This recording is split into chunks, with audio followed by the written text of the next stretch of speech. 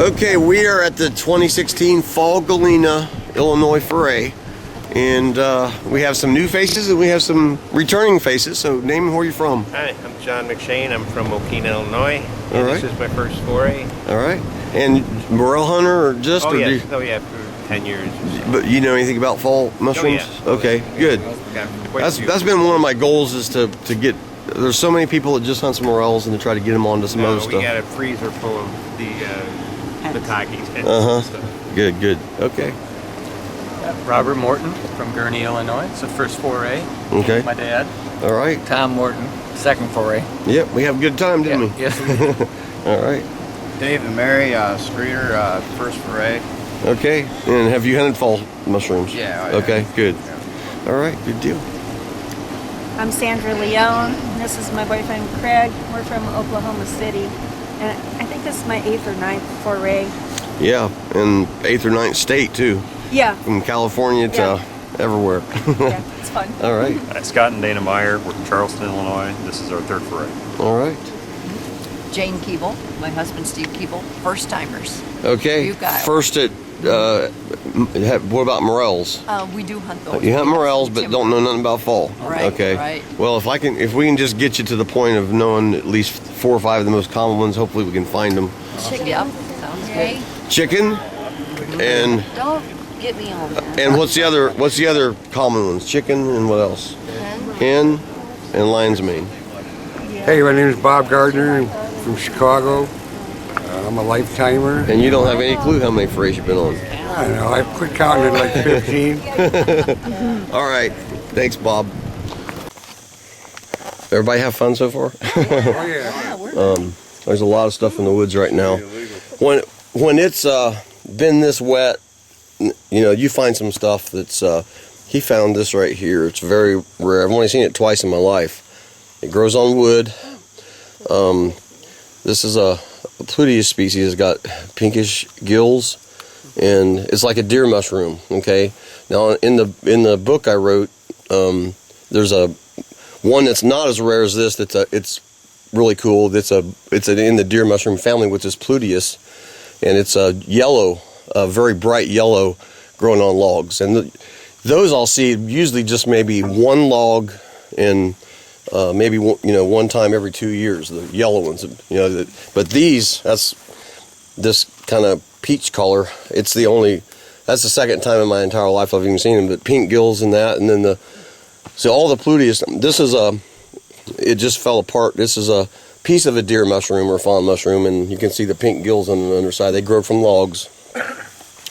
But yeah, that's pretty cool. You see stuff that. And it might be 10 years before you see that same one. And then there's only one on it, they're just rare. There's some rare stuff sometimes. These are kind of a late summer.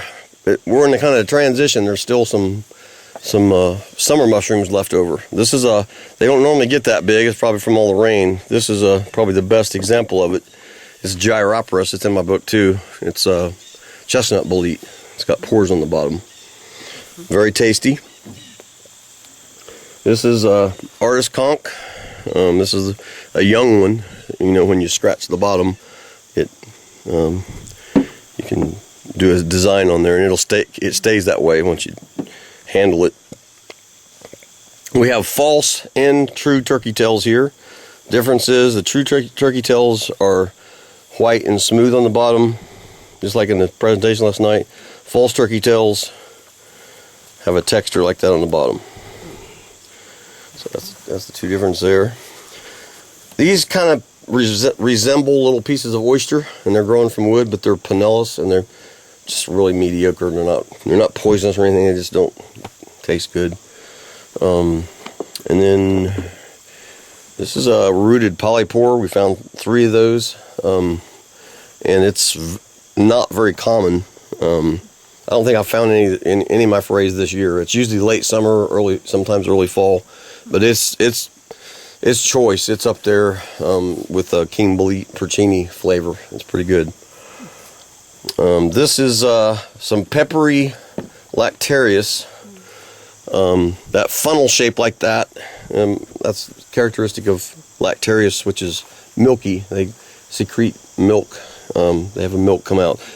These ones are very peppery, unpalatable, not poisonous. It's just unpalatable. But this is it's one of 4 or 5 common species that the lobsters attack. See, the lobster mushroom is a hypomyces, and then it's a fungus that attacks one of these other mushrooms as it's first starting to grow, and it metamorphosizes into a lobster, and it totally changes the color and characteristics. But sometimes you can kind of look at one and tell that it was what it was before, but it's totally something different.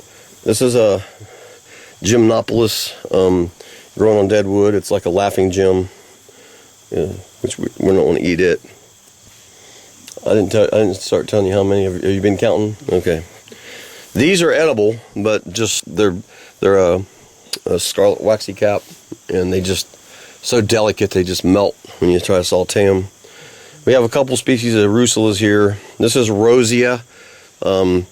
It's the only red one that you can eat. The red ones are peppery, but this red one with the rose on the stem is not bad.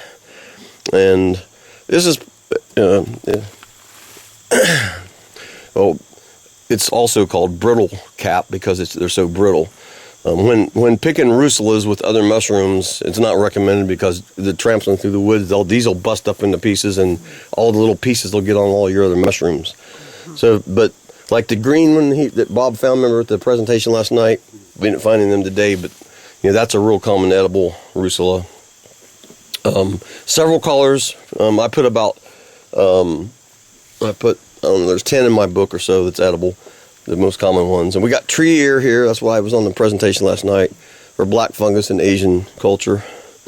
This is some white witch's butter, medicinal. It's a jelly mushroom. We got a couple bluets, Lepistanuta, and must have been really mulchy there where you found them. And of course, lobster. The lobster, I'm glad we found them. It was so wet, I really didn't think we'd find some. Those are edible. They're choice. They're really good. All right, these are birch polypores here.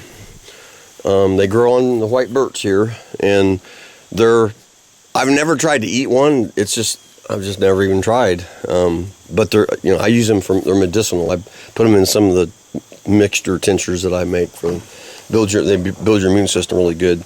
You just slice it up and dehydrate it? Yep, I just slice them about 1/2 inch thick and dry them, and then I grind them into powder and add it as one of the ingredients of the tea. Some of the teas I make.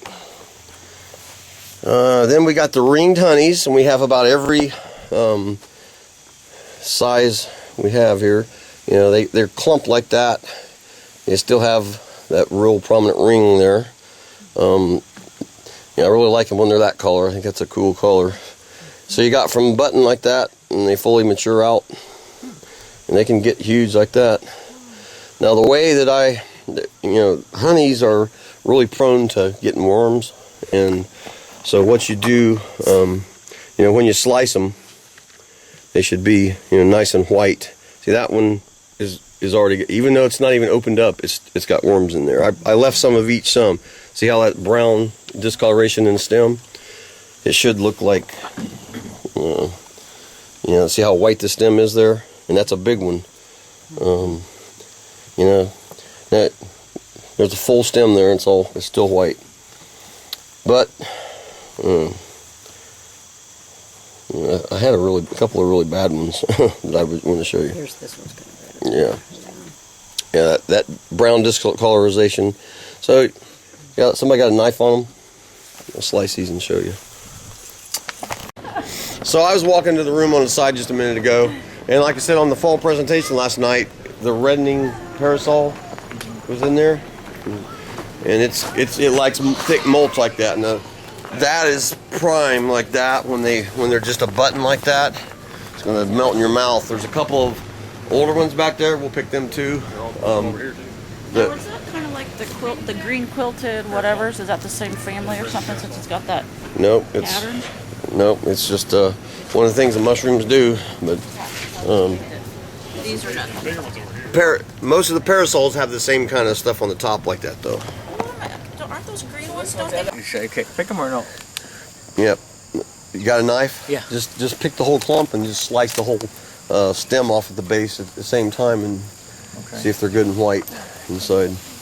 Yeah, I saw what you were showing. The stems look like you said they're prone to worms. Mm-hmm. So we'll see if these are fresh. Now just kind of squeeze the Grab whole, the whole yeah, thing. grab the whole Grab clump all together. of them, and There then you go. cut off all the stems together. See how white they are. A little higher up. It looks like a couple of them might have some worms in them.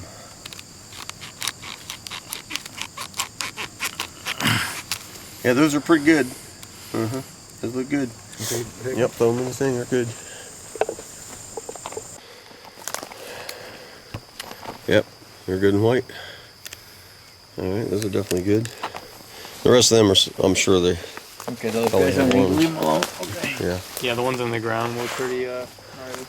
Look, there's something big there, right there. Where are you looking? Right on the edge there.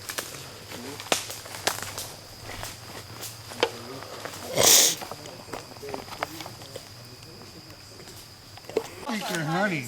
Yeah. They sure look like honey. Oh, yeah, I found a lot of them. They got the rings on them. But it's a huge clump. Some are You old. think they're honeys? Aren't they? Yeah. You've been hunting with me long enough that you should know they're honeys. Well, You you said you told me they were you jacks. told You should me you be thought they teaching. were jacks when I showed you the picture of them. You can't tell just from a quick picture. No, from the phone, I don't have my glasses on. Oh, yeah.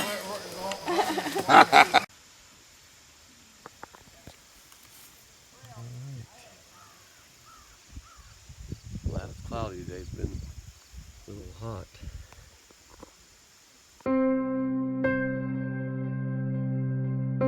That's cool. At least there's some still here.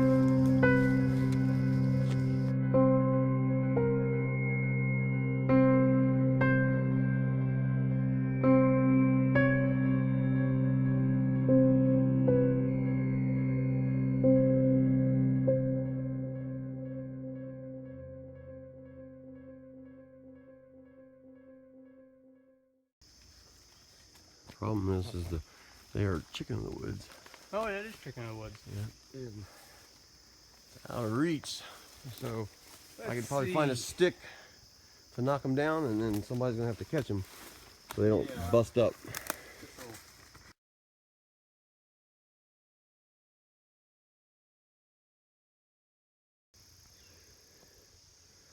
All right, we got some nice chicken here.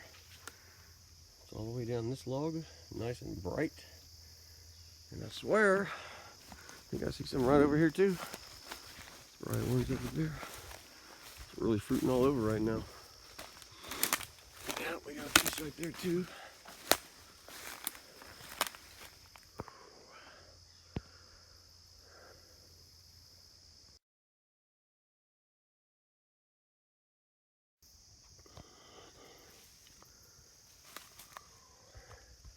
Some nice chicken there. What do you think about that, Fisher? If Fisher find that one, that's a good boy. You found this log. Good boy.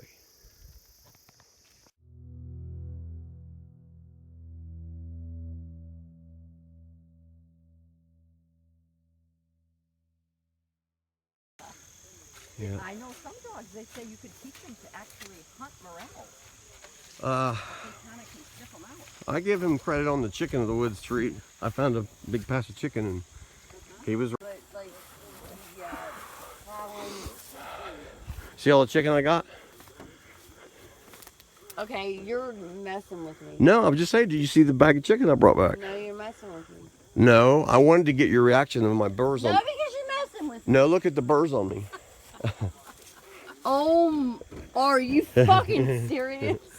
Yeah, it's pretty. It's the.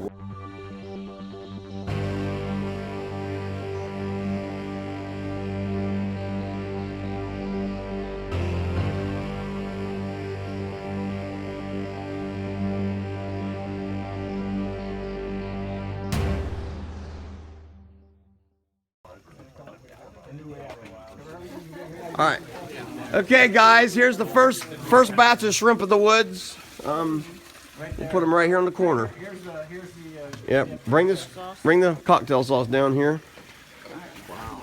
I'll try one and make sure it's all right. Yeah. That's privilege. Some shrimp.